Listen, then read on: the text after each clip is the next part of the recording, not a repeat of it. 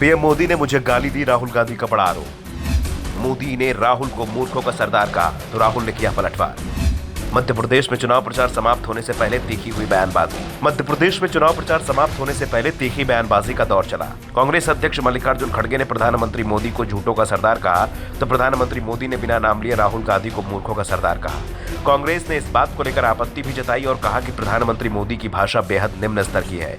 वैसे राहुल गांधी ने प्रधानमंत्री मोदी के बयान पर पलटवार करने में देर नहीं की। राहुल गांधी ने कहा, पीएम मोदी जहां भी जाते हैं मुझे गाली देते हैं, उल्टी सीधी बातें करते हैं। ये अच्छा है, इससे मुझे कोई फर्क नहीं पड़ता। वो कोई नाम बोले, मुझे कोई फर्क नहीं पड़ता। मेरा लक्ष्य है जितना पैसा नरेंद्र मोदी अडानी को देते हैं उतना पैसा मैं गरीबों को दूंगा। मैं मोदी को दिखाऊंगा कि असली राजनीति अरबपतियों को मदद करने में नहीं होती है। असली राजनीति किसानों, मजदूरों और छोटे व्यापारियों की मदद करने से होती है।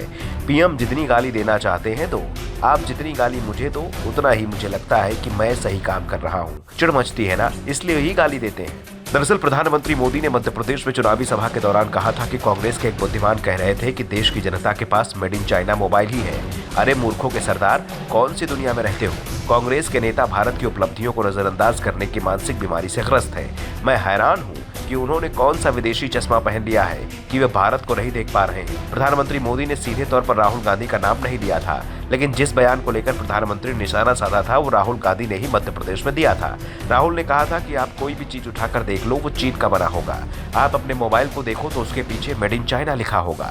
और इसी को लेकर प्रधानमंत्री मोदी ने बिना नाम लिए राहुल गांधी को मूर्खों का सरदार कहा था। तो राहुल गांधी ने भी पीएम मोदी को करारा जवाब दिया। फिलहाल मध्य प्रदेश में विधानसभा चुनाव प्रचार समाप्त हो गया है। अब सभी दिग्गज नेता राजस्थान पहुंच गए हैं, जहां चुनाव प्रचार तेज हो गया है। अगले एक सप्ताह तक अब राजस्थान में ही दिग्गजों का डेरा रहेगा और फिर अंतिम दौर में तेलंगाना में प्रचार तेज होगा। मध्य प्रदेश में इस बार जो मुद्दे सबसे ज्यादा उठे उसमें भ्रष्टाचार का मुद्दा सबसे ऊपर था।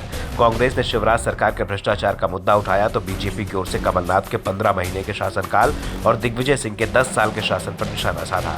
चुनाव के बीच नरेंद्र तोमर के बेटे से जुड़े कथित 3 वीडियो भी जमकर वायरल हुए, जिसमें 10,000 करोड़ रुपए की रिश्वत का जिक्र किया गया।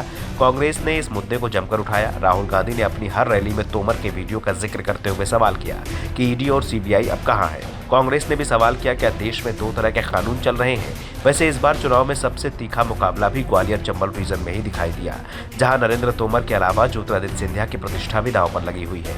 कांग्रेस के निशाने पर सिंधिया विशेष रूप से बने हुए हैं और चुनाव प्रचार के अंतिम दिन तो प्रियंका गांधी ने भी सिंधिया पर जमकर निशाना साधा।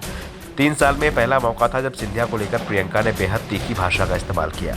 दूसरी ओर सिंधिया ने भी प्रियंका को पहली बार उसी भाषा में जवाब दिया और इसके साथ अब ये भी साफ हो गया कि आने वाले समय में भी सिंधिया के लिए अब कांग्रेस के दरवाजे पूरी तरह से बंद हो गए हैं, क्योंकि पहले कहा जा रहा था कि राहुल और प्रियंका गांधी अभी भी ज्योतिरादित्य को लेकर नरम तेवर अपना रहे हैं, लेकिन विधानसभा चुनाव में उनका रुख अब भी सिंधिया को लेकर बेहद कड़ा है।